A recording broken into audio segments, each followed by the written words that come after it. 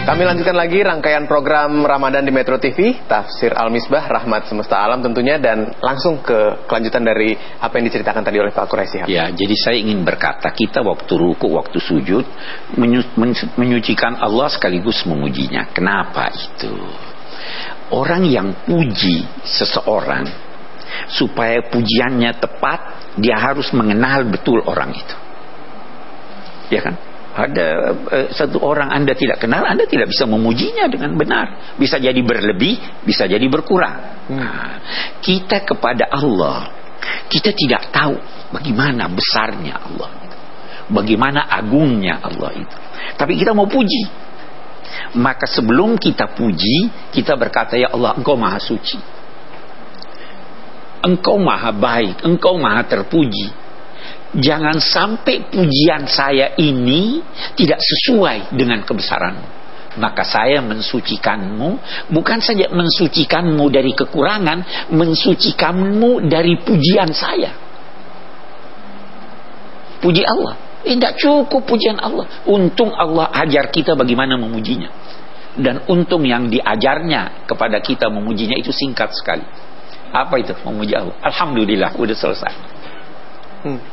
Jadi itu sebabnya semua mensucikan Allah, menafikan dari Allah segala kekurangan. Kata Imam Ghazali, bukan saja kekurangan yang negatif, tetapi kekurangan dalam pujian saya.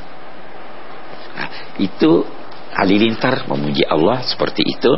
Wal malaika, malaikat juga memuji Allah karena takut.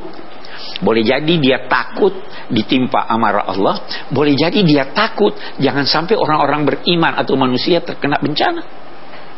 Oke. Wa yursilus sawa'iq. Allah mengirim petir, mengirim kilat, mengirim aneka. Maka itu memungkinkan untuk ditimpa siapa yang dikehendaki Allah. Ada orang disambar petir kan? Ada juga tidak. Itu yang mengatur Allah dengan kebijaksanaannya. Lalu mereka itu orang-orang musyrik, orang-orang yang tidak percaya, terus menerus membantah, terus menerus mengingkari keesaan Allah, padahal Allah sangat keras siksanya. Mereka lupa. Kita lihat, lahu da'watul haq, milik Allah, bagi Allah doa yang benar. Apa maksudnya? Selama Anda berdoa dengan benar, Allah akan mengabulkan. Ya kan? Boleh jadi langsung, boleh jadi dia tunda, boleh jadi dia ganti dengan yang lebih baik. Lahu da'watul haq, itu satu makna. Makna yang kedua, Allah memiliki ajaran yang benar. Tidak salah. Baru dia katakan, walladzina yad'una min dunihi la yastajibuna lahum bisyai'. Adapun Tuhan-Tuhan, dewa-dewa yang dimohonkan oleh penyembah-penyembah berhala itu tidak dapat memenuhi keinginan mereka sedikit pun. Perumpamaannya, baru diberikan perumpamaannya. Kabasiti kaffaihi ilal ma liyablugha fahu wa ma huwa bibalighi. Saya beri contoh.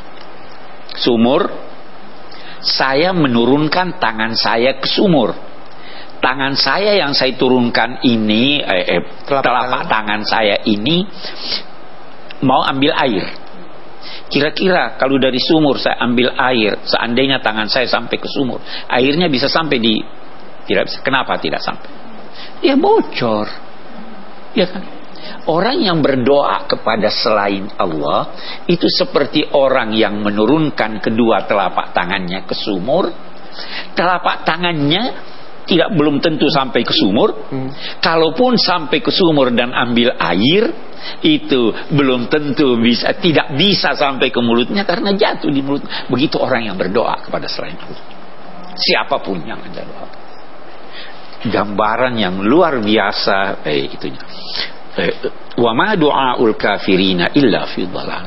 Doanya orang-orang yang mengingkari Tuhan itu tidak lain kecuali tidak ada gunanya.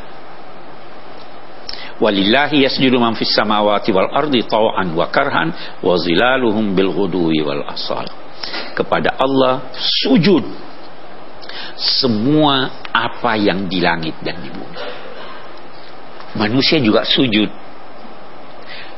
Paling tidak sebahagian dari diri manusia sujud. Orang kafir sujud atau tidak? Dia tidak sujud ya. Tapi mari kita lihat sujudnya bagaimana itu orang kafir. Dia bisa atur denyut jantungnya? Tidak bisa. Harus taat. Dia bisa atur peredaran darahnya? Tidak. Nah, semua tunduk kepada Allah. Kalau benda-benda, kalau alam raya selain manusia, selain jin, itu ada yang membangkang, tetapi hanya sebagian yang dia dapat membangkang. Kalau yang lainnya tunduk. Matahari tunduk, bulan tunduk, bintang-bintang tunduk, bayang-bayang tunduk, semua tunduk. Itulah yang kemudian kita maksud dengan hukum-hukum alam. Hukum alam itu adalah hukum-hukum Tuhan yang berlaku terhadap alam raya ini. Dia sujud. Api punya potensi membakar, sujud ya. Tapi kalau Tuhan berkata jangan bakar, bisa enggak? Bisa. Buktinya Nabi Ibrahim bisa kan?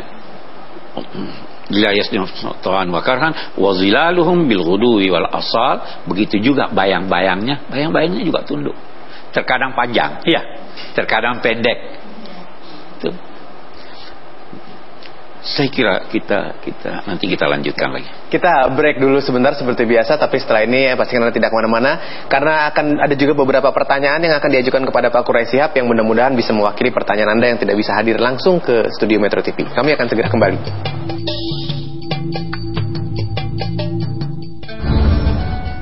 Tapi kalau ada yang melanggar agama, walaupun dia minta, ya Allah turunkan hujan, tapi dia melakukan hal-hal dalam memohon itu yang bertentangan dengan ajaran agama, itu tidak boleh.